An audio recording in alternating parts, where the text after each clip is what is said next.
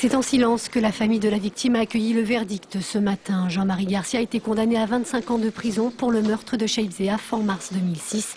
Une peine considérée comme exemplaire qui ne satisfait pourtant pas complètement la famille. La justice a été faite, mais la vérité n'a pas été entendue. Lui, il sait qu'il va faire 25 ans, il sortira. Mais par contre, nous, on sait qu'on va vivre avec une question, le pourquoi. Et derrière le pourquoi de la famille, c'est en fait toute la question du racisme qui sera restée sans réponse.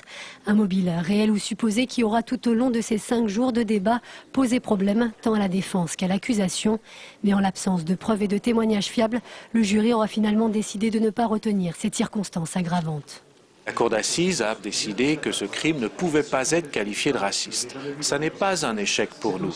C'était une question d'intime conviction, mais les preuves manquaient d'une verbalisation, d'une revendication du racisme. De son côté, Jean-Marie Garcia n'a pas réagi à l'énoncé de sa peine, une peine habituellement prononcée pour des affaires de meurtre avec préméditation, une peine qu'il semble malgré tout avoir acceptée selon son avocat.